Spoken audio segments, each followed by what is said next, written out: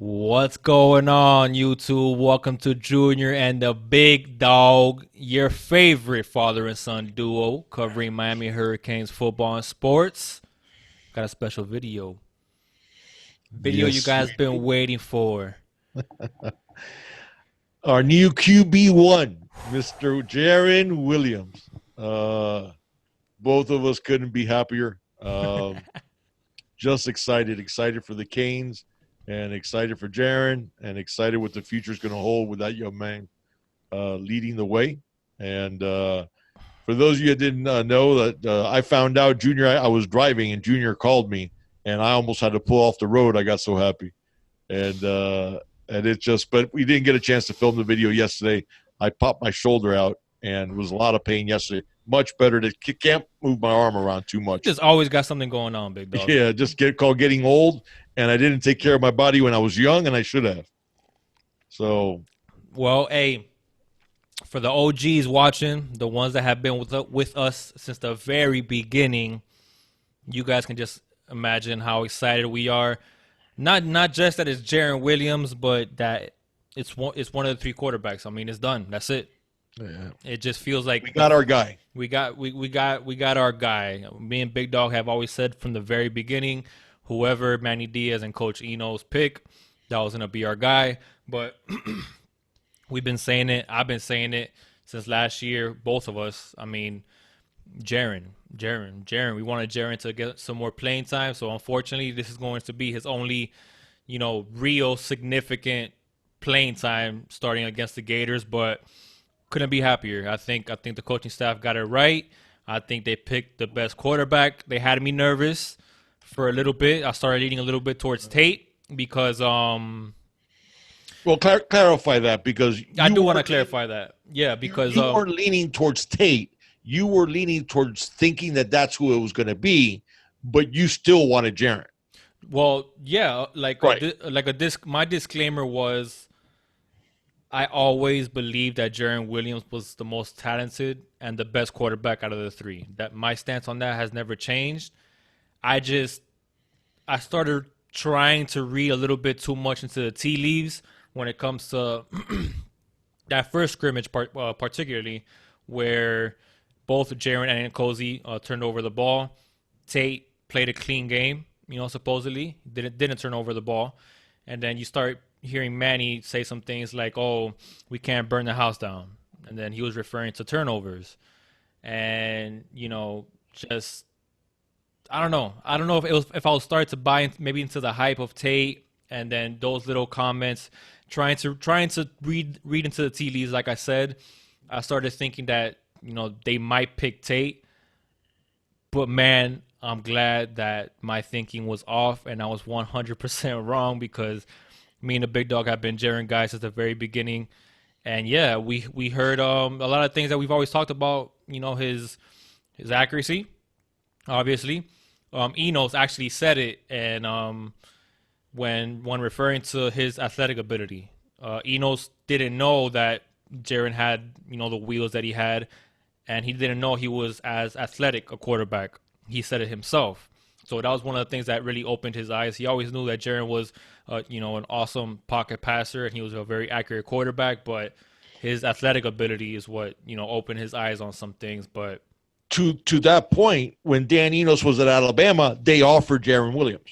right, exactly. So he was well aware of what Jarren was as a passer. But go ahead. I'm sorry. Right. So I mean, I love the fact that and Enos said as well that him and Manny weren't talking that much in terms of the quarterback situation because you know Manny didn't want to influence Enos in his decisions when choosing a quarterback, and Enos didn't want to influence Manny yet. So they were waiting for things to get really wrapped up, especially after that second scrimmage, for them to go ahead and come together and see what's up. And said that both of them were both on the same page when it came to Jarren Williams. I mean, he had the best scrimmages, and it didn't seem that way after the first scrimmage. It's people were kind of saying that maybe Tate had the best scrimmage, like I said, because he didn't turn over the ball. But they clarified and they said that no, Jaron, had the best scrimmages in both scrimmages, and Enos said, especially in the last week, Hell Week, I mean, that was when Jarren really started separating himself. He was like, sometimes he'll be in practice and obviously his eyes are all over the place, and then he'll see a really nice ball, and then he'll look over and it's number 15, and he'll see another really nice pass because he might be looking at something else. Man, who threw that? Oh, it's number 15. So there was a trend that Jarren was really stepping up to the plate, and one of the things that I don't want to say concerned about. One of the things I said early on, and me and the big dog, I don't know if we ever talked about it on air with you guys or during a live chat or during one of our regular podcast videos, but I was getting a little worried and questioning why Jarren Williams wasn't already separating himself in the competition, because I always felt he had the tools, he had everything, but you even hear some of the teammates, Brevin alluded to it today, that Jarren has some growing up to do. He had to mature a little bit more. Brevin mentioned that, and he has to the coaching staff. I was kind of worried about his leadership. Maybe he wasn't that vocal leader or that guy that was really commanding the locker room or commanding the huddle the way Manny and Enos wanted it to be. Because Nkosi has those leadership traits, and so does Tate. So we were kind of waiting to see, is that the reason why? Because Jarren is a little more low key, a little more subdued in his personality. Maybe that's why he's not really separating himself in the competition. But I think Jarren, took it upon himself to really show some of those characteristics that both Manny and Enos were looking for, and he's taken full advantage of this opportunity. So we're riding with 15, and yeah, I can't wait, man. I'm so excited. I do want to say, because I saw there was some commentary back and forth of actually congratulating us because of the breakdowns that we have done that on Jarren. But I do want to stress this point. Number one, there was no, and there should be no gloating from the guys that were in Jarren's camps for a couple of reasons. Number one, all three of these quarterbacks are talented quarterbacks. Manny said it. Manny said they felt that they could win with all three. Jarren's the one that separated himself. But my point with that is not gloating, because those, okay, now mind you, there was some that, just wanted this quarterback because he wanted to say this and he trashed this other quarterback. That's not what I'm saying. But there's people that legitimately were Nkosi guys because there's plenty of reason to be an Nkosi guy. Mm-hmm. He has a big arm. He has, he's athletic enough. I think he finally has a quarterback coach that is improving him. Okay. So he's getting better. Still struggles with consistency in terms of accuracy, struggles a little bit in terms of, we were worried a little bit about the reads and inconsistent touch on the ball. But there is zero doubt that Nkosi has a huge upside. This is a guy with a monster arm, an absolute cannon, okay? So there's a lot of natural ability there. Big guy, 6'4", a lot of the boxes that you want in a quarterback. With Tate, obviously, it'd be a completely different type of offense with Tate, but there's reasons why people were on the Perry train or people were on the Tate train. Mm-hmm. So the fact that it came down to a very close competition speaks to the fact that there should be no gloating from us Jarren guys, because it was still a close competition and other people had their reasons to believe there was going to be either Nkosi or Tate. Mm-hmm. That's one. I do want to unpack that. There was no gloating. Number two, the reason you and I got happy wasn't because, we were proven right. It was, we were happy because we felt from a year and a half ago, actually, I'm sorry, really, because he was, as a recruit, we were on the Jarren train. So you look at almost 2 years ago that I started seeing film on Jarren when he was still committed to Kentucky. And then it was rumored that the commitment might not stick because his stock was rising really fastly and that UM was in the game. Okay. So, and I started watching a ton of film and just fell in love with the tape. Just, I saw that film and it was like, and then when you went to see him in the scrimmage last year, you were like, man, Yeah, he is on but point. you started His hyping head, me up before that because right. you started sending me The clips. videos and clips and stuff like that. Hey, check this guy out. And Yeah, then I mean, so and here's the point I wanted to make with that is even if they would have picked someone else, how can I put this? To me, if you feel that you need to be vindicated, is because you're not strong in your beliefs. mm-hmm. And so if Jaron would not have picked, I stand by my evaluation of Jaron if he had not been picked. I stand. What did I tell you?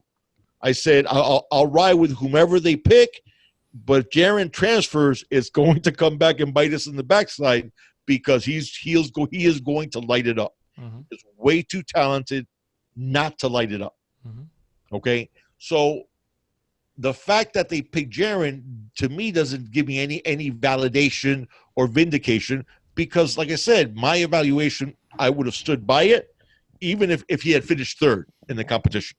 Right. I would have still said, man, if he transfers, he's going to light it up somewhere.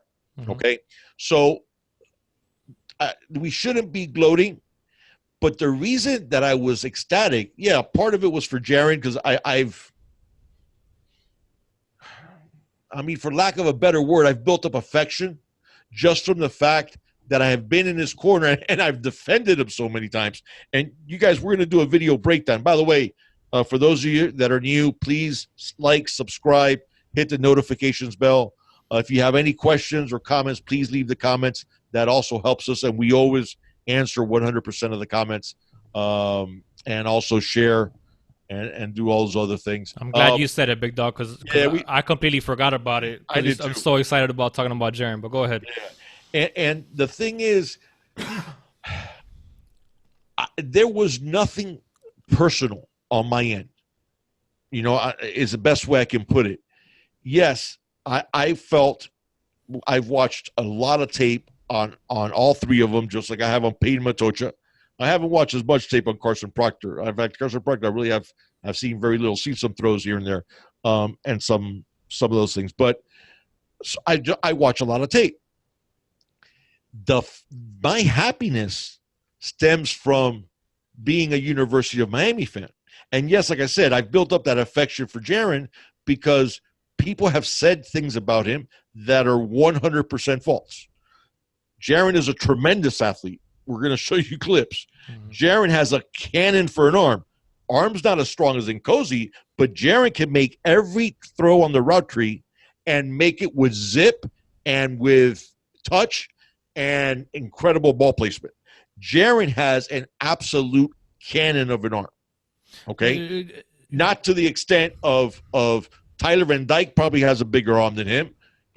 I think Tyler Van Dyke, I think probably Nkosi has a little bit of a stronger – Tyler has a little bit of stronger arm than Nkosi, but they both have absolute monster cannons. But Jaron in his own right has a cannon of an arm. Mm-hmm. And then people saying about the athletic part, I'm like, he's a stud athlete, okay? Even over 20 miles an hour multiple times. We haven't heard that about Tate, and we haven't heard that about Nkosi. Okay, we heard it about Jaron. We talked about it, almost 1,300 rushing yards. This is a guy who was a super athlete, so I've built up a lot of affection towards him because I've had to defend him since last year when I felt he should have played last year. Well, that's one of the points that I was gonna talk about very quick is part of that affection, especially for me, is that I truly feel this way, and I truly believe that he was robbed of playing time last year. And when he was, inserting his name into the transfer portal and, the Ricks had to convince him to stay here, my day blew up on me because I've always been so high on Jaron. Me and the Big Dog have always been like, give Jaron a shot. You're here playing musical chairs with Rozier and Perry. Frankly, neither one of them are getting the job done. You still got 3 more games that you could play. You could play Jaron. even if you still want, even if you want to redshirt him, but give him a chance. He only saw that little time towards the end of the game against Savannah State. So, even if you do want to redshirt him, at least give him some kind of playing time. Even if you one game, you're allowed 4 and you can still be redshirted.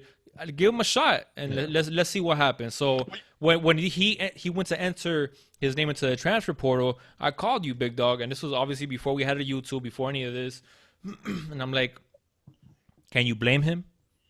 Oh, absolutely. Can you blame Jarren for wanting to transfer? And what did I tell you? It was, I would never if Jarren Williams transfers, I would never forgive the Ricks. Yeah. Because it was, here's a guy, and the reason I know that Jaron had some maturity issues last year. I get that, okay, and we'll discuss that and at length if we need to. But the chicken came before the egg, meaning the issues that Jaron had wasn't until he became disillusioned because somebody promised him an opportunity, a real opportunity. Jaron looked very good in the spring, okay. Was lit it up in the opportunities that he got, okay. And Mark Richt commented time and at least 7-8 times. Mark Richt said that his accuracy is unbelievable. That even if he doesn't throw it to the right guy, but it goes exactly where you want it to go. The players, receivers talked about it.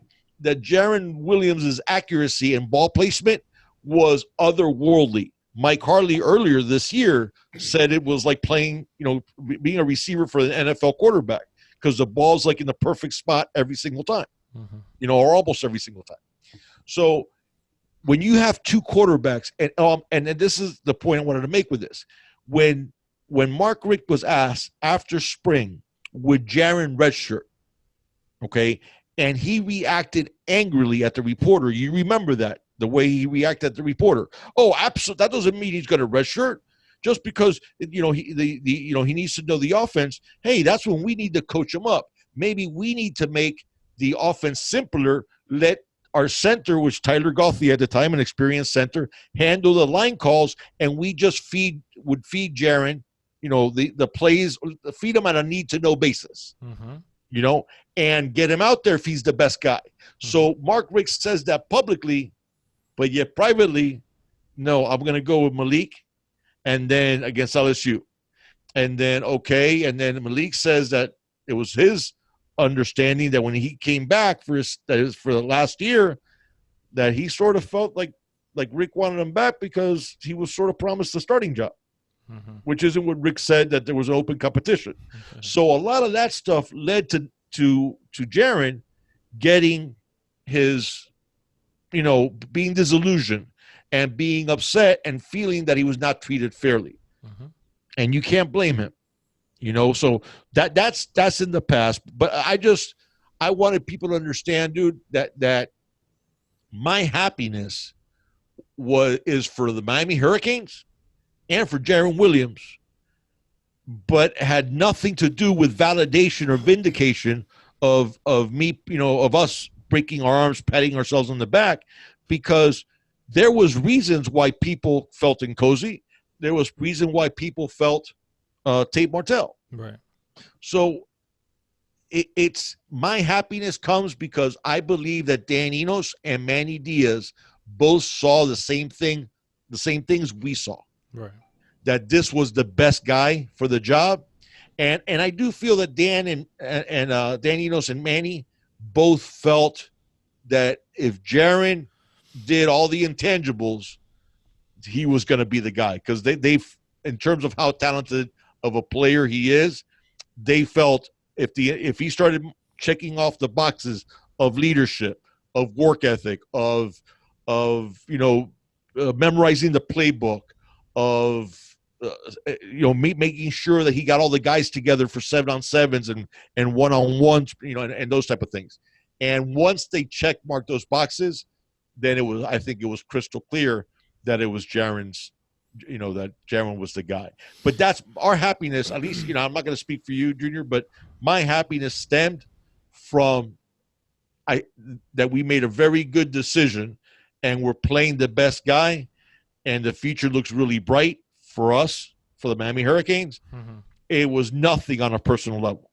It was No. nothing about validation or feeling, hey, my guy won. No, that to me would be useless, because I mean that's counterproductive, because what matters is the team, Right.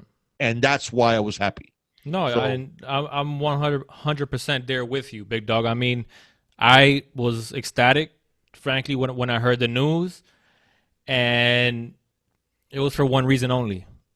It was because, okay, this was the best decision for the betterment of the University of Miami football team. correct, That's all it is, man. correct. So it had nothing to do. I can't even say that I'm right. Well, like I can't even say that I'm not. You're never gonna hear me say, "Oh, I knew it all the time," or brag. Frankly, I was getting kind of nervous on our Category 5 podcast with Wholesome Paul and Anton. I even said it. I felt like maybe I was buying into the hype and trying to read too much into the tea leaves, and I was leaning towards maybe they're gonna pick Tate. Because I was already like, why isn't Jaron separating himself? Which apparently now we're starting to hear a lot more information throughout the whole process. It sounds like Jaron was the guy throughout most of the process. I mean, let's be real, based on things that Manny has said, things that Enos has said. It sounds like that Jaron was right, up there, if not number one. He had a leg up. So it sounds like Manny mentioned on the second scrimmage that supposedly Manny wasn't happy with the offense. Jaron's grade 88. for 88% in terms of recognition of throwing it to the exact right guy 88% of the time. Yeah. Guys, there's a lot of NFL quarterbacks that don't get 88% on recognition. Okay, so that gives you an idea of and Manny's talked about it quite a bit since he named him, is the instinctive quarterback, the quarterback that just knows. And you're going to see it. We're going to do the video breakdown, guys, here in a second. Yeah. And you're going to see it. Another thing, Tate is Brevin's boy, so, I mean, and the things that Brevin has said about Jaron, you could just see that the team had a feeling of who they thought was the guy. I mean, right.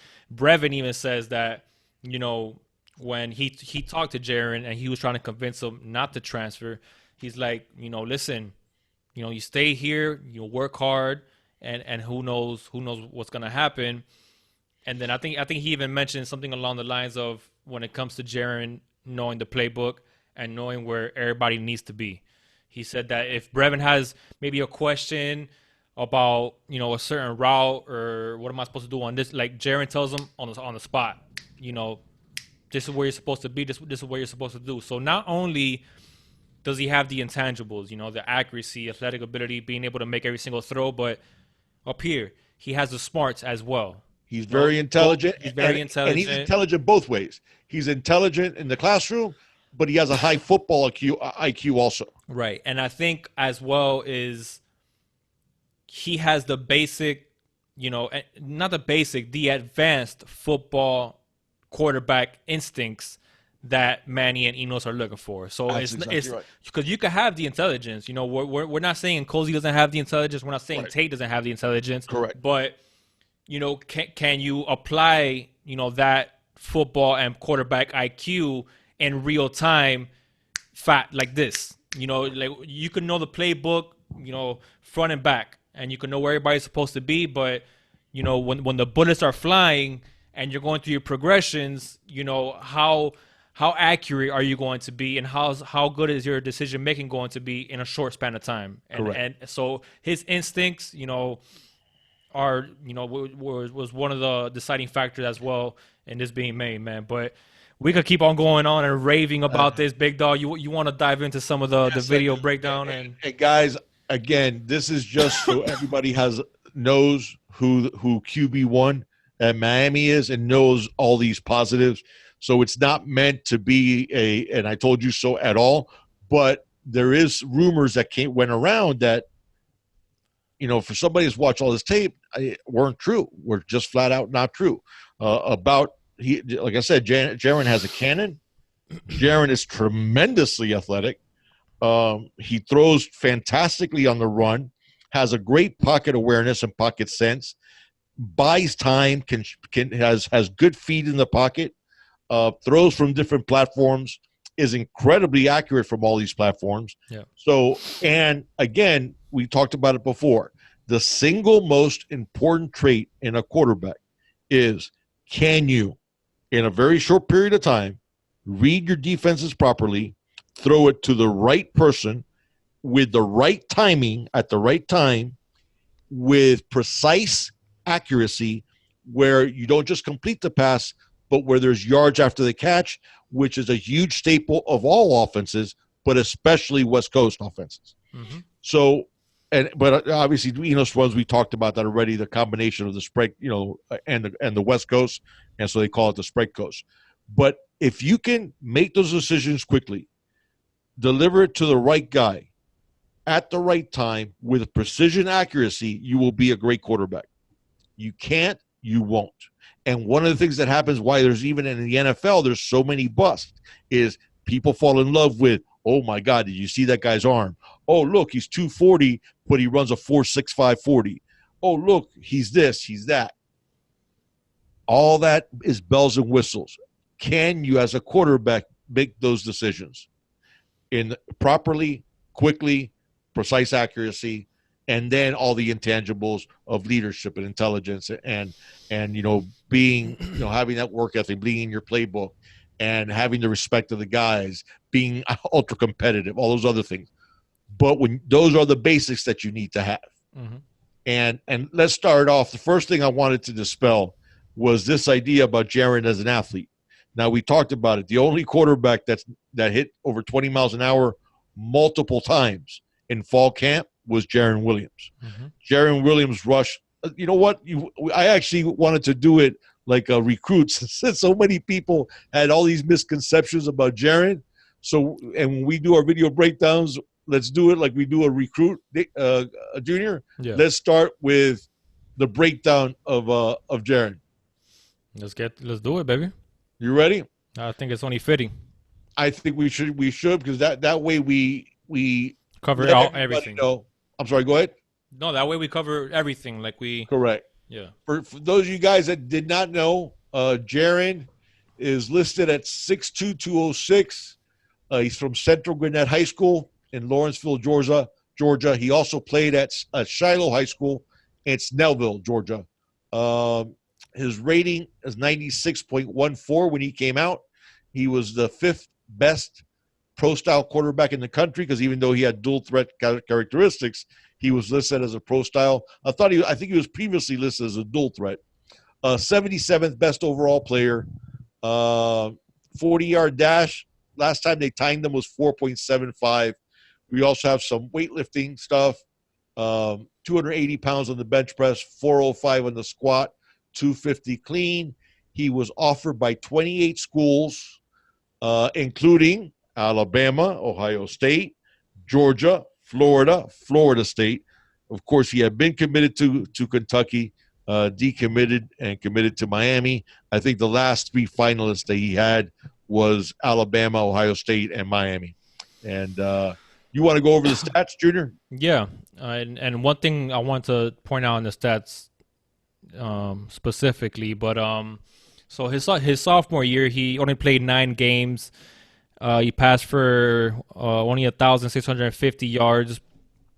He threw for 14 touchdowns and 10 interceptions. So not the best year his sophomore year, but this is one of the things I wanted to point out. Look at how the stats change, as he progresses and as he progressed in high school. So his junior year, he played 10 games. He threw for 2,618 yards, completion percentage of 60%. Basically, it was 47% in his sophomore year, 60% in his junior year. He threw for 26 touchdowns and 4 interceptions.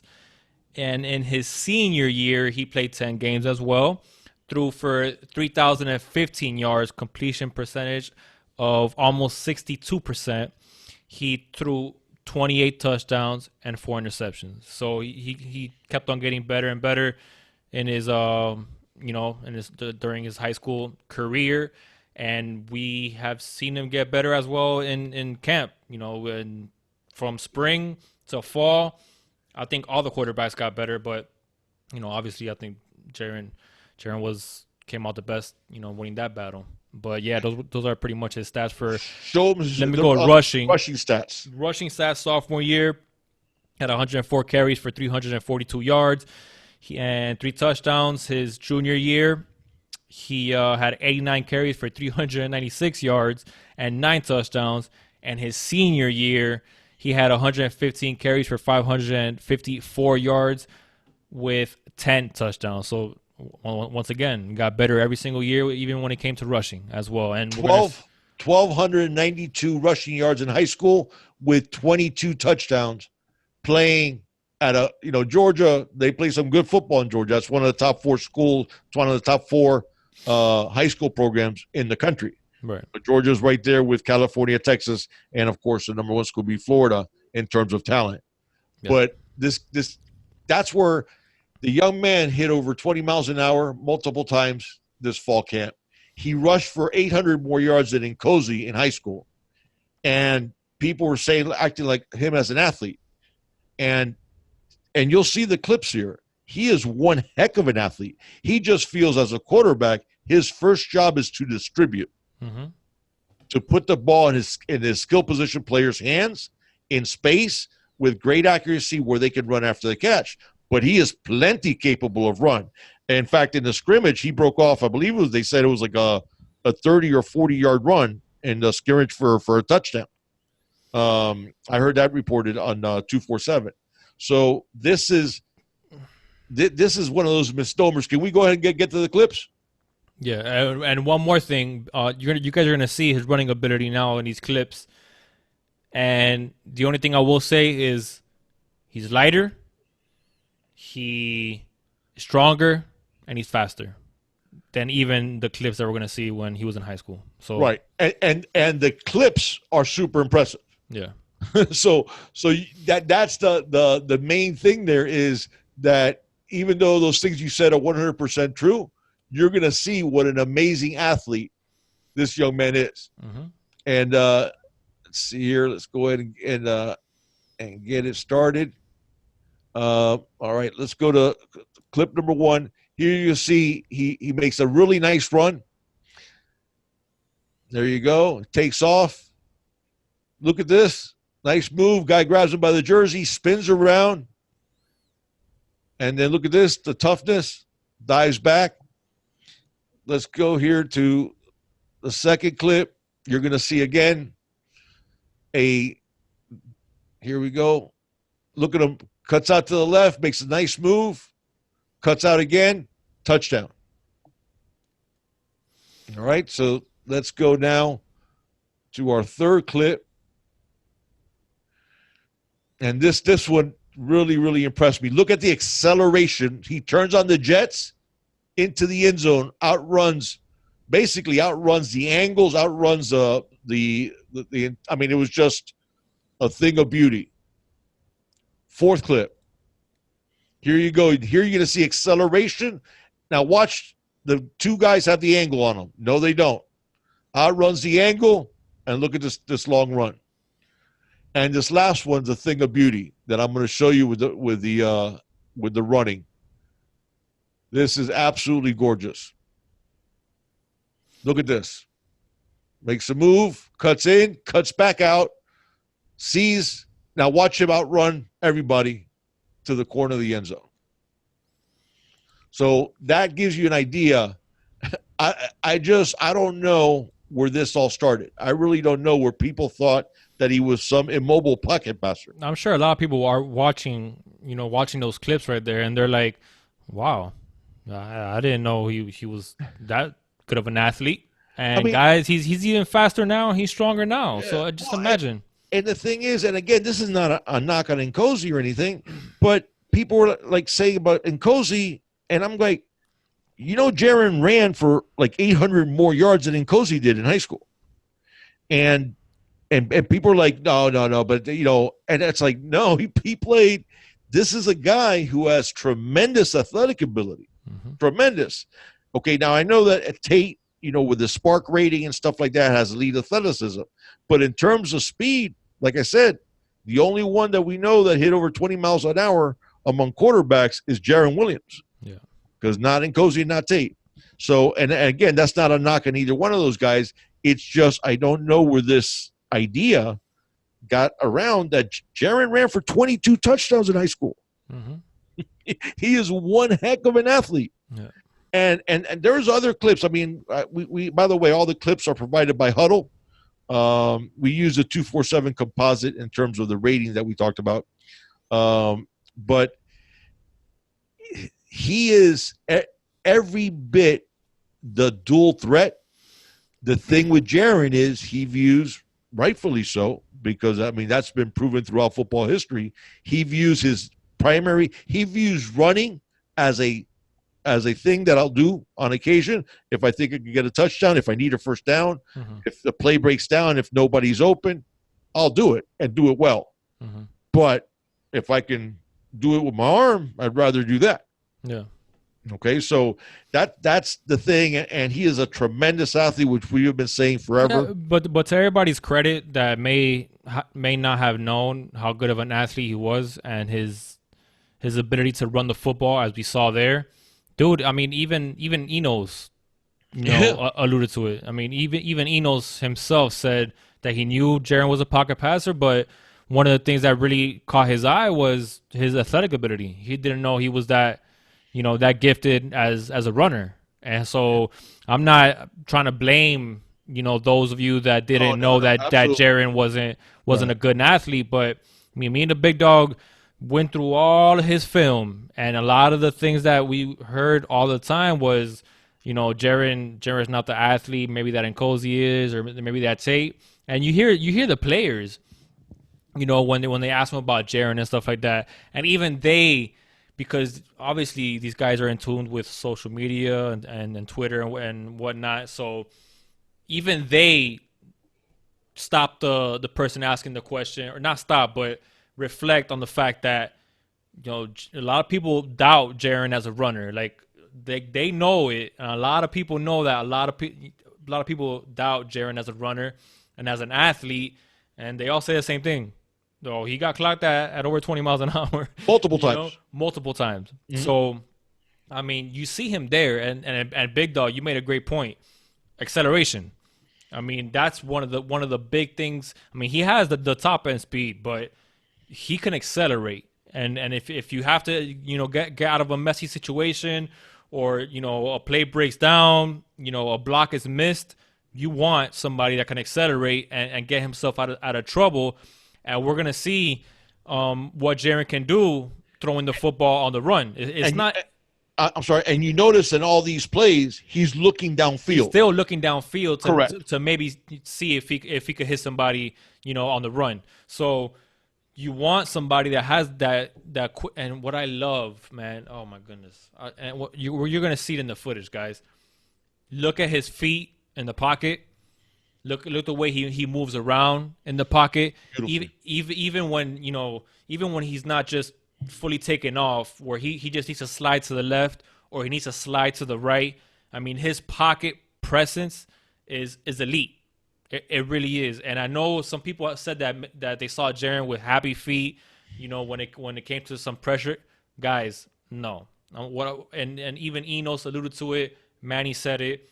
Even when plays did break down, and he was getting pressure for whatever reason, his eyes maintained, down the field, looking for an open man. And that's one of the things I noticed specifically, Big Dog. And I think you said it early on, when we started the podcast. But one of the first things I told you when I saw the spring game last year was, even when the offensive line just collapsed and couldn't block anybody to save their life, and Jarren was getting flushed out of the pocket, his head was always on a swivel, looking for a play, looking for anybody, for a small window where he could find somebody and stride on the run. And that's one of the things that really that separate Jarren when it comes to being able not just to use his running ability and his athletic ability to get out of the pocket if he needs to, but keeping your eyes downfield, man. One of the things that frustrated me so much with Malik is that when Malik decided or he saw a play break down or he saw pressure, what would you see Malik do? Just one of these and just run. And right. Yeah, he tucked the ball like a running back and Took take the off. ball like a running back and take off. You don't want to see that. You see when Jarren takes off, his eyes, remain down the field. Was down the field. So I love it. Guys, there was clips that, today I was a little bit limited in time, so I couldn't, really try to find them from different places. There's a couple of clips that I was looking for in terms of running plays where Jarren, shakes guys out of their socks. Mm-hmm. And I'm talking about DBs. I'm not talking about defensive linemen only. You're going to see it in the rest of the clips how good of an athlete he is at getting away and buying time. But there was a couple of runs that I was looking for I couldn't find where he literally faked out DBs like who were broken down in front of him, which you really should keep those feet under you. But he just juked them where they didn't even touch them. Yeah. Okay. And he had several. He had one play. He juked like 3 different guys in the same play. Mm-hmm. But let's go ahead. Let's go to the plays now with the other clips. Let me pull it up here and get myself ready. All right. So let's stop. This is on this first one. I want to go to over the clip 6 and clip 7. All right. Let me start it now. Here you're going to see, look at this ball placement on this fade. Look at this. Beautiful. Where only the receiver could catch it. All right. Same thing here. This is another end zone fade for a touchdown. Again, I want you to see the ball placement. So let me go ahead and run it here. There you see those little play action fast. Look at that. Good on both of those. The DBs had very good coverage, guys. And he places the ball in exactly the place he needs to. Mm-hmm. All right, let me go to clip number 8. Let's start it here.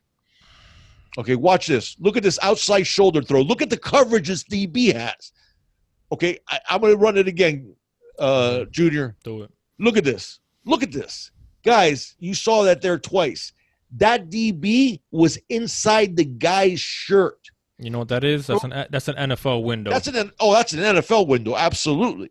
And he throws it to the outside shoulder where only his guy could touch it, because if he throws it to the inside shoulder, it gets at least broken up, if not worse. Yeah. Okay. So those were the clips. I do want to. In fact, let me go ahead. I'm going to go to clip number 9 because it's you're going to see this ball.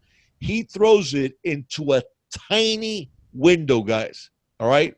Let me show you. This is clip number 9. Let me start it. I want you to watch this. Look at that.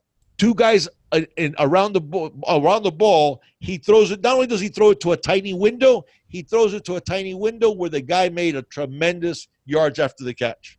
Yeah. Because he threw it, he hit him in perfect stride on that one. All right. Let's see. Okay. Actually, we can stop there on those clips, and then we'll start the next grouping of clips after that. But those are the throws, guys. When we say precision accuracy, and look at the touch, and that's the thing that I know that people are complaining about drop passes. Yes, the receivers have to catch them. 11 of them, to be exact, in the second scrimmage. Correct. So the receivers have to catch the balls. But the fact is, if you throw balls with improper touch, you will get more drops. Mm-hmm. You never see Jarren throw one single not ball just with proper touch. Not just in proper touch, but in the right placement. Location. Where you need to throw it. I mean, if you're throwing, because they always say if the ball hits your hands, you got to catch it. Right. Okay, fine. Yes, that is true. I mean, you should be able to. But, the drops will happen, and they will happen more frequently if the ball is not in the correct placement. If you got a slant and you're throwing the ball back here, Yeah, you should. Yeah, You should still catch you it, should still catch it, but but it wasn't all his fault. It was the quarterback's fault too. exactly. I mean, Right. you have to hit that man where he catches the ball and he could already, that's it, jet up the field, and that's why you know one of the big factors in Jaron getting picked and his number being called is pinpoint accuracy, guys. Putting the ball, not just, especially for the offense that Enos is going to implement. You know, he's going to make this offense where our skill players put them in space, but the best way to take full advantage of that is hitting them in stride where they can make a play. If you're throwing a ball behind a receiver, that they got to kind of turn around. I mean, I'm not gonna say that the injury to Brevin, no, not to Brevin, the one to Mallory. I'm not gonna put the blame, on the quarterback that threw that pass to Will Mallory. But if that's a good placed ball, He doesn't get injured. probably doesn't get injured. And that was a ball that Cozy hit him for. But And it was a short pass. It was a 7-yard pass, and he made Mallory reach back and then try to catch it in a real difficult. I'm sure Cozy felt worse than anybody. For 100%. But I mean, that's one of the most important aspects, guys, and that's why we've been riding with Jaron since the very beginning, man. Because you have to be accurate, man. And just thinking about Enos and his offense with Jaron at the helm, you need somebody that's gonna put the ball on the money and put the ball, on a player that is going to be able to make a play after he catches the football. That's the thing, guys. And if you remember in spring, for those of you that didn't see the interview in spring, Mike Harley, when Mike Harley said positive things about Nkosi and he said positive things about Tate, and when they asked him about Jaron, the videos you can see it on YouTube. And he eyes lit up, got a big smile, and he actually even did the motion. He says with Jaron, it's like playing with the NFL quarterback because the ball is almost always in the perfect spot. Yeah. And he even did like that with his hands. Yeah. Guys, part of the Spreadco system is remember we talked about this. And and by the way, we're going to do an X's and O's video. We're probably going to film that on Friday and release it over the weekend. I know you guys like the X's and O's, and there I'm going to break down how we talked about. Remember, the West Coast spreads the team out horizontally, sideways. Okay, when a defense is spread out sideways, it gives you vertical seams. So that's why you see a shorter pass can end up being a big play, but it has to be precise, perfect location because the receiver needs to be able to catch it and then immediately start running upfield. So that stretched out defense sideways, you get vertical seams that you could take it, the distance. Mm-hmm. So, but you need precise accuracy for that. Yeah. And that's what we talked about. A majority in all offenses, 85% of throws, guys, are short and intermediate in all offenses. Mm-hmm. Okay, I don't care how vertical your offense is, 85% of the throws are going to be short and intermediate. Mm-hmm. You need to get those in exact ball placement, so that way, obviously close to exact ball placement, so then they can turn that upfield, and then you get yards after the catch. Yeah. Okay, let's go ahead. I think I left it off on number 9. Yeah, you got to go to number 10 now. Starting it off with clip 10. Let's go ahead and start off with clip 10. We got a lot of clips for you guys, baby. Yeah, guys, we got 21 clips here. And again, thank you to Huddle. We got all the clips. All right, let me go ahead and go to clip number 10, guys. I want you to watch this throw, how great this ball placement was. And not only a ball placement. Actually, this is what I want you guys to do with this one. I haven't started it yet, Junior. This is a really well-disguised zone, okay? But it looks like man, okay? I want you to see how quickly Jaron not only recognizes that it's not man, that it's zone, and he throws the ball absolutely perfectly in between the under defender and the safety over the top, okay? So let me go ahead. This is clip number 10. And here you're going to see.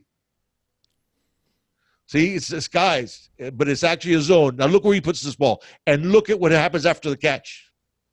Keeps going. He runs what? Another 25 yards there after the catch. Yeah. Let me run it. I'm running it again, Junior. Okay. There you see. Look at that. Perfect ball placement. And not only that, he read the disguise zone, read the coverage, and then put the ball exactly the pace that he had to put it. Let's go to number 11. Again, this is going to be read and recognition. And now I want you to see this happens quite frequently. Here I'm on clip 11. You'll see quarterbacks when they know that something is wide open, they get excited and they miss the throw. I want you to watch how quickly Jaron realizes where the ball needs to go, and I want you to see how he's no panic and puts perfect touch on the ball. So let me start the clip here. You're going to see right there. Look at that. He recognizes it, knows he has a touchdown. And quick. Perfect. Exactly. Gets the ball out of his hands because he knows he has a TD. And hits him right in stride. Okay, let's go. This number 12, he's going to get clobbered. And he knows he's going to get clobbered. And he knows that the throw is going to be open. So he lobs it in there just softly, perfectly, and goes and takes the hit right to his mouth. All right, I'm going to go ahead and start here. Clip number 12. You see, he sees that this guy got through. Boom. But look at that. Perfectly lob throw right in his hands for a touchdown. All right, let me go now to. Excited, man. No, it's amazing. He is a baller. He is a baller. You know what? We could actually talk a little bit there, and then we'll go to so you can see his escape ability, being able to throw on the run, move within the pocket, drift left, drift right. All right, just keep it rolling. You want to keep it rolling? Just keep it rolling, baby. Okay, we're going to 13 here. Here on this one, he makes a tremendous, like two different moves, gets outside to his left, and then fires a dart back to his right. There you go. Let me start it here. Now watch. They got him? No, I don't think you do. I'm going to roll out this way. Fires a dart. Boom. 20-yard gain, over 20. Beautiful move there. Let's go to number 14. This one, he's going to roll to his left. By time that he's reading the defense, realizes that the backside guy should be open, hits him for a perfect strike. Watch this one. There you go. In the pocket. Oh, has to roll out. Okay, I'm rolling out. Oh, wait a second. This guy's back open over here. Not only he puts it there perfectly, the guy dives inside, gains about 50 yards. Okay? Number 15, guys, I want you to watch this one now. On this one, he's going to roll left, buy time, and then you're going to see he lost over the underneath defender for a perfect pass. Again, on the move. Rolling, drifting left. Now watch this. Flick of his wrist. Boom. Over the underneath guy and under the guy over the top. Beautifully. Look at that. Resets his feet. That's what we talk about, guys being able to throw off of different platforms. That's exactly what we're talking about. All right, on this next one, he starts drifting to his left. Beautiful deep ball for a touchdown right over the receiver's shoulder. I want to go ahead and start this one. This was number 16, correct? Yes, sir. Here we go. Number 16. Takes the snap. Now look at this. Look at this. Look where he puts this ball. I'm going to run that again. I just started it again, Junior. Look at this. There's not too many guys in the world that can make that throw that pretty. He's going to his left, and he's just putting the ball just on the buying time. That's all he's doing. Yeah. It's okay. On this one is clip 17. He's going to escape, roll out to his left, getting ready to get hit, throws it around the defender, 30 yards on a strike. That looks familiar. Yeah. Clip 17, guys. Look at this. There you see, rolls out. Now look. Look at where he puts this ball. Look at where he put that ball. Familiar to that touchdown he threw to Will Mallory. With Mallory, he did even more. He was right over because Mallory was behind the defender, and he got it right over the defender's outstretched hands. Look at that. That's just amazing. Now let's go to clip 18. This one he looks. This is one that I want to talk about. This is being able to read a defense like an NFL quarterback. You're going to see him here on these two. He's going to look left. So I'm going to do 18 and 19 junior back to back. Yeah. He's going to look left on both of these. Looks to safety off of him. Okay. Looks to safety. He's looking to his left, looks him off, and then throws back to his right with perfect touch and anticipation. All right. So I'm going to do 18 and 19, guys. Here we go. Watch this. Looks left. Look at that pass. That guy shouldn't have gotten tackled. He put that in a perfect spot. Mm-hmm. So that's that one. Let me start 19 now. Again, watch. Look left, back right. Look at this pass. Looks the safety off, touchdown. And he just gets rid of the ball quick, too, is another thing. Yeah, there's no hesitation. This is read the defense, look the safety off, boom. Okay. You want to go on to the next one? Keep it going. All right, let's go. This is going to be clip number 20, correct? Yep, sir. And let's see his escapability here as well. And one of the things that we said, guys, is always keeping his eyes downfield. Correct. In this clip coming up, you're going to see it. And by the way, throws it 40 yards. Yeah. Okay, watch this, guys. On 1 foot. Let me go ahead and start it. Look at this. Roll it to the left. No, let's go back right here. Now watch. Oh, the guy open. Flick of the wrist. That's 6. That's touchdown right there. Mm-hmm. Let's maybe run that one again. There you go. Gets the ball. Rolls to his left. Back to the right. Sets up the block. Sees the guy on the run. 40 yards. Touchdown. Beautiful, man. All right. Poetry. Now I'm going to go to clip 21. And we only got one more. All right, guys. This one, he's rolling out to his right. You see his escapability is tremendous. I think he stepped out of bounds on this one, but they didn't call it. But literally, guys, on the run, for those of you that were saying about his arm strength, throws it 50 yards in the air on the run. All right, clip number 21, I'm sorry, right? No, well, this is the last one, 22 now. No, this is 21 right here. Oh, okay, I got you. There you see. Off 1 foot, 50 yards in the air, hits the guy. Let me run that one again, guys. There you go. Takes a stop, rolls out to his right. Now watch. Evades 2 guys on 1 foot, 50 yards in the air with a flick of his wrist. Okay? Now this last one is clip 22. Yeah, he throws this one 55 yards through the air, rolling out to his left, oh, by the way. Okay? Throws it back across to a wide open guy with perfect ball placement, and he throws it 55 yards through the air with a flick of his wrist. I want you to watch that. I want you to watch this. He doesn't wind up. That's 55 yards for another big play. So, guys, there's all the video breakdown. What I want you to take away from that, guys, that don't listen to what some of the pundits have said.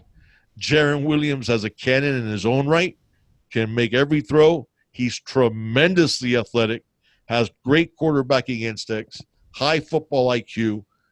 This is a special young man. I hope we have him for at least 3 years. Right? We have him for at least 2 for sure. Yeah. But hopefully I would love for him to stay 4. But this is a special young man. I told when we were doing the Category 5 show last Monday, the collaboration with New School Canes, I said that Jaron was going to be the starter and that he was going to be second team All ACC to Trevor Lawrence. Guys, that he has that ability. He has that ability of being not just a tremendous college quarterback, but a tremendous pro quarterback. Yeah. And I know we're all going to get behind him. And like I said, somebody has said that we were mispronouncing in Cozy. So I hear, like, I think a wholesome one, which, by the way, guys, support the other Canes YouTubers like Wholesome, Miami Hurricanes Talk, and Miami Hurricanes Time, which are Paul and Anton that do New School Canes, Alonzo1219, Coach Coop. Support all those guys. The Shoot, I forgot what I was saying now. What was it that we were talking about just now? About pronouncing and cozy. Oh, yeah. Somebody said Wholesome pronounces it Nkosi. I don't know, man. And cozy. I say to me, it seems, yeah, but I think I haven't heard Nkosi say his name, how you pronounce it. So I'll stick with Nkosi. But anyways, I got whoever said that we don't know how to say Nkozi's name is just trolling. I know. If all you take from our video is, you don't know how to pronounce the guy's name, man, then you're obviously not paying attention to the video. Okay, yeah, at least the important things in the video. So get out of here with that. But the thing is like his insinuation was like we don't know who Nkosi is. You don't know anything about Nkosi. You don't even know how to pronounce his name. I was breaking down video of Nkosi when he was a junior in high school. Okay, yeah. But anyways, apparently we were pronouncing Malik Rozier wrong the whole time because it's technically Rozier. Rozier, yeah, that's true. So I guess we didn't know anything about Malik either because we were mispronouncing his last name.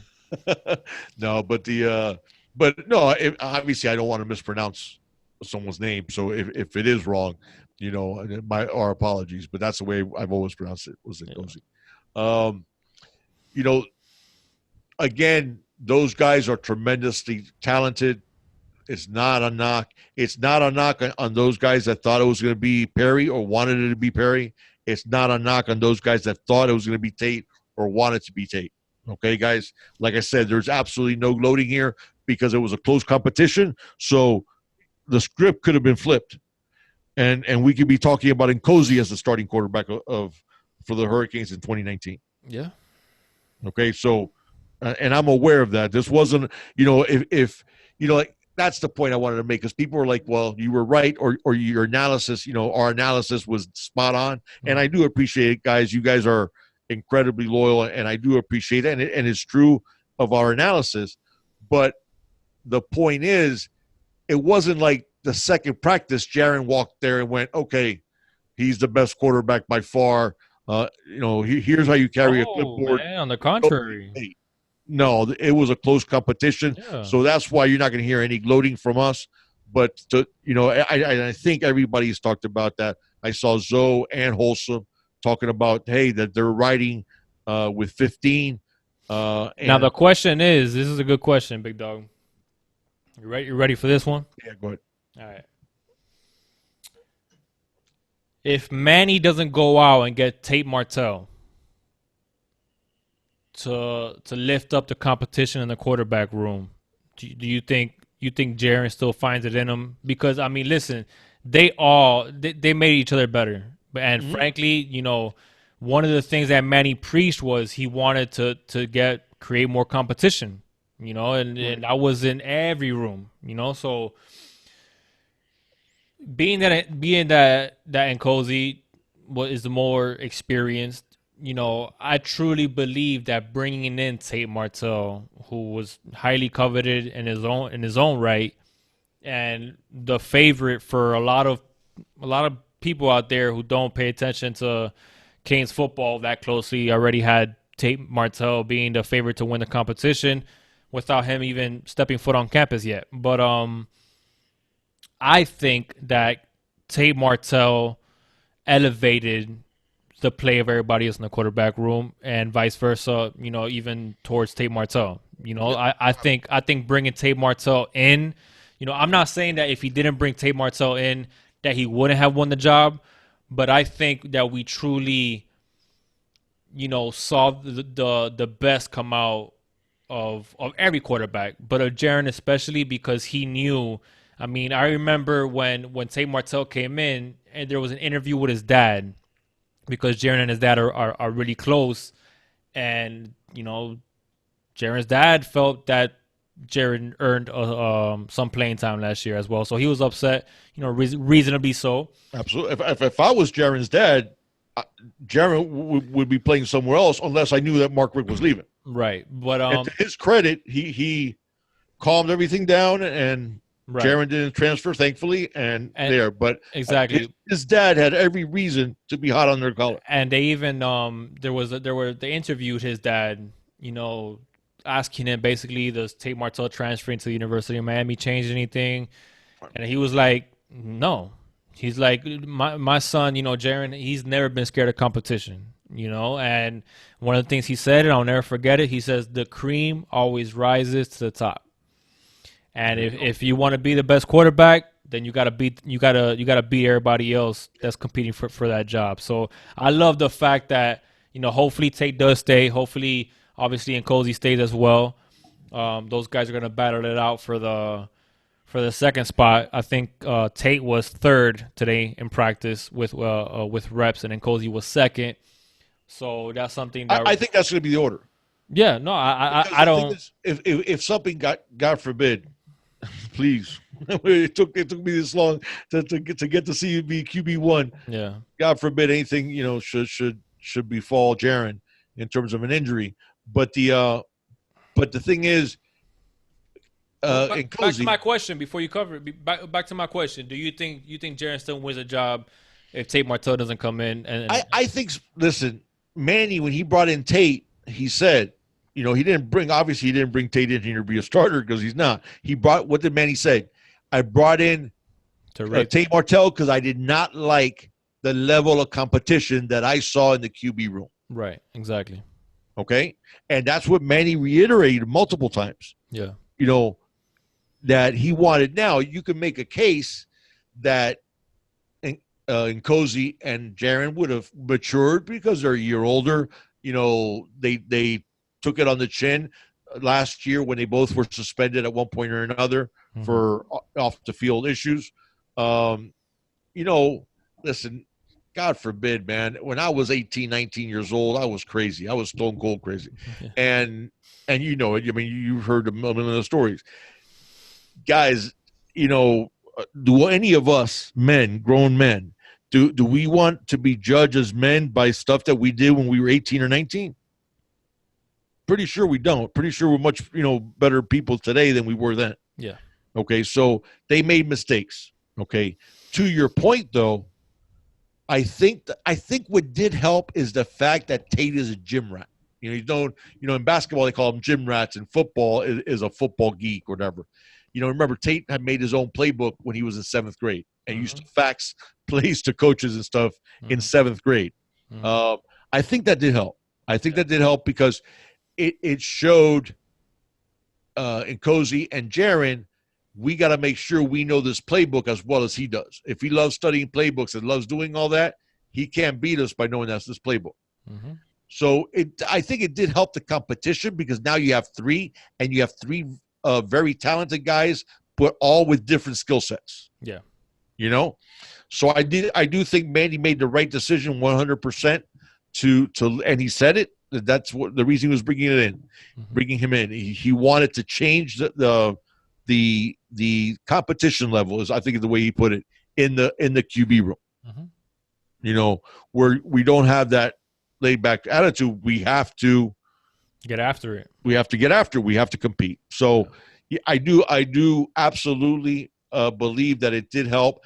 I do think Nkosi's going to be QB2.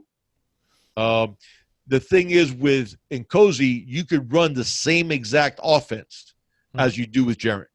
You can't say the same for Tate though. You can't do it with Tate. Look, one of the things, man, with Tate Martell is that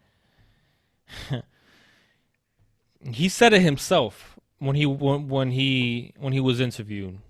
He was just starting to get comfortable playing under center. Yeah.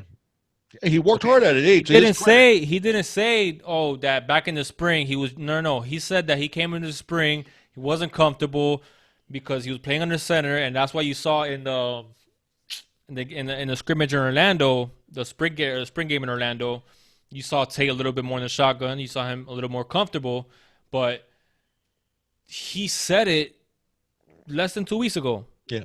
I'm still, getting used to, and he's still not comfortable playing under center. So frankly, if it was going to be Tate Martell, the offense was going to have to look a whole lot different than the offense is going to look for both Jaron It and wouldn't have Cozy. because people are saying, "Oh, he with Tate you can only use half the playbook." No, you just have to make for a quarterback like Tate, you have to make a program commitment because not only do you have to build an offense to accentuate his skill set, your backup has to accentuate his skill set too.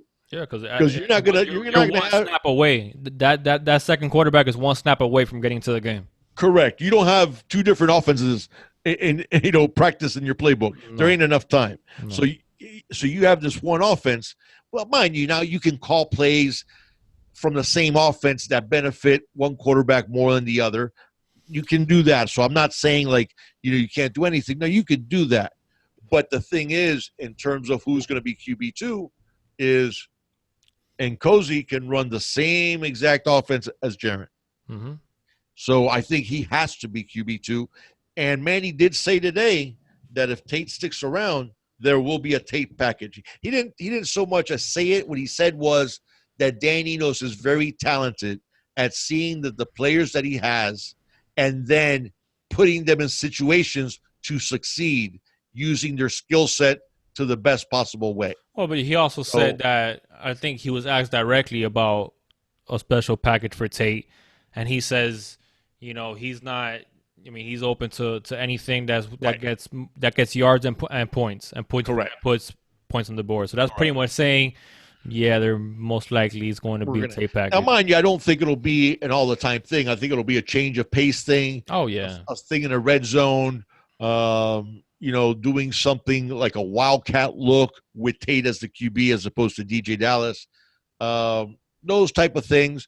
I think it's going to be as a Kickstarter. Maybe if our offense is struggling a little bit, let's throw Tate in there for maybe not even a full series, but 5-6 plays like he did sometimes with DJ Dallas, like Rick did with DJ Dallas. that's cool. That's cool and everything, but if the offense is running smoothly with Jaron, I don't want to see a Tate package. I'm going to give you.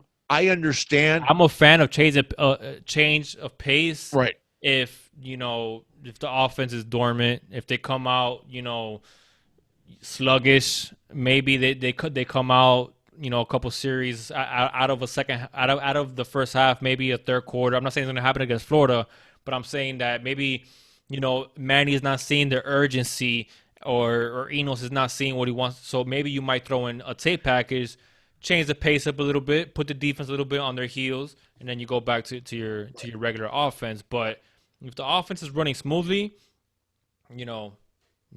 I personally don't want to see a Tate package. I want to see Jaron in there the entire time. And if it's working, it's working, and don't fix it if it ain't broke. Like what they say. Listen, I'm fully aware that packages like that. I mean, look at the success we had with DJ Dallas running the Wildcat. We talked about it. DJ probably averaged 7 yards, 8 yards a play. That was also because our offense was horrendous at times, and I felt we had to have it, right. That's what I'm saying. Need that boost from the Wildcat. Exactly. True. I know those plays can work and that type of philosophy. I'm just the guy that I believe your quarterback. I'm gonna win or lose with BJ Armstrong, John Paxson hit big shots. Okay, at times Steve Kerr hit big shot for the Bulls too. Mm-hmm. If I'm Phil Jackson, I want to win the game or lose the game with Michael Jordan taking that shot. Yeah, 100%. Now, mind you, they did put the ball in Michael's hands, I think, on the Steve Kerr one. And, when he went to you saw him wide open, and Kerr was a knockdown shooter. Right.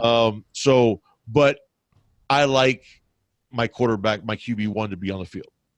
Yeah. But I do think they're going to have a package for Tate, for sure. But I think Perry's going to be quarterback number 2. Yeah, I'm with you, man. You want to go ahead and close it up? Yeah, that basically wraps it up, guys, for Jarren Williams, your highly anticipated and requested Jarren Williams video from all of you, all of our supporters, guys. We really appreciate it. I know once everybody, a lot of people, once they heard the news that it was Jarren Williams, you guys were, asking about Jarren Williams video from me and the Big Dog, because we've been Jarren Williams fans since the very beginning. We're thrilled, we're happy, not because we were right, but because Jarren Williams, I mean Dan Enos and Manny Diaz, we feel made the best choice. And I think they saw what we saw.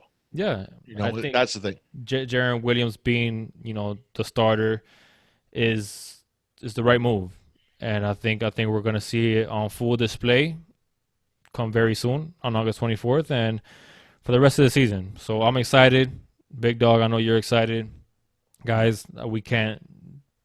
I mean, I think we did a good job by explaining how thrilled we are, but I think Big Dog, you especially, made it a point to say that it's not because we're right. It's not because we're trying to pat ourselves on the back. It's because we think that he's the best quarterback to lead us forward now and into the future, and he's going to be the best quarterback for this program. And that's what that's what it's always been about since the very beginning. It's never been about who's right, who's wrong, what camp you're in. Me and the Big Dog said it. Jarren Williams doesn't win the starting position. We're off the Jarren train. We're rolling with number 5, or we're rolling with number 18, whoever it is. Guys, this video that we're doing tonight for Jarren, we would have done one for Nkosi or for Tate, the same exact thing. just the same we're doing it now. And we would say, we obviously, in full disclosure, we would say, we were disappointed that Jarren didn't get it, and I hope to God he doesn't transfer. Yeah, is what we would be saying, because I think it's going to bite us in the butt. But hey, I'm rolling with 5 or I'm rolling with 18. Yeah. Okay. But so I want to make that clear that we were going to make a video breakdown of QBs. We have been talking about it from before. And everybody got their fair shot, Big Dog. Correct. That's what I wanted. That's all I want. That's exactly what I said. Yeah. I said, guys, all I wanted was for Jarren to get his fair shot. If he did not win it, what I say, so be it. So be it. And if he transfers, it would make me unhappy and frustrated, and because I felt it would bite us in the butt. But if he transfers, if he would have transferred, so be it. But to the because he got his shot, he got his opportunity, which is all I wanted. Is for him to get a legitimate opportunity, not what Mark Richt did to him last year. Exactly, 100%. 100%. I think we're good, man. I think we're good, guys. If you go ahead. No, I was going to say, besides, you're going to do the whole, like and subscribe, and also I didn't mention the PayPal, but so you can mention it. Oh no, yeah, but first, before that, if you're watching this video today, it's more than likely Wednesday, and we're shooting this Tuesday night, so hopefully you guys are watching it on Wednesday. If you don't know, Thursdays at 7 p.m. our live chat. We hope to see you guys in there. Any questions you guys got? What's your reaction on Jarren Williams being named a starter? Are you excited? Are you maybe disappointed? Whatever comments you guys may have, leave them in this video. And if not, join us on Thursday, 7 p.m. Throw your questions in there. Me and the Big Dog are always trying to answer everybody's questions.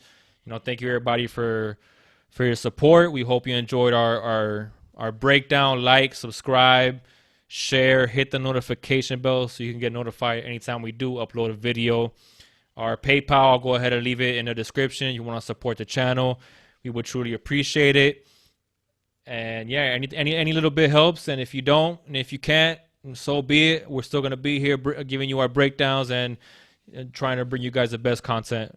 So you guys tuning in is supporting our channel, guys. So but if you do want to contribute or donate, it's the PayPal link is in the description of this video. But remember, guys, I think that it's been such a good welcoming, and thank you guys so much for the support that you've given us. It's beyond our wildest dreams that we ever could imagine. But it's humbling at the same time.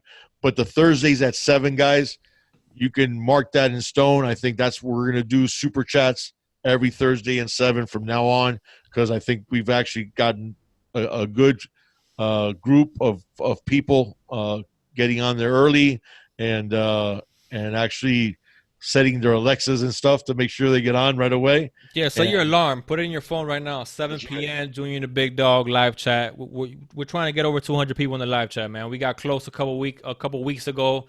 The Big Dog has a confetti blaster. All right, and I want to see the Big Dog blow up that confetti blaster in this room. But we got to get over 200 people in the chat first. So those of you watching, we hope to see you there at 7 on Thursday. Yes. Now it's going to be every Thursday, guys, at 7 o'clock. So please join us always. We'll be on there every week. We got a quarterback. Yes, and his name is Jarren Williams. Yes, sir. Hope you guys enjoyed. As always, it's all about this you. Thank you, guys. We'll catch you on the next one.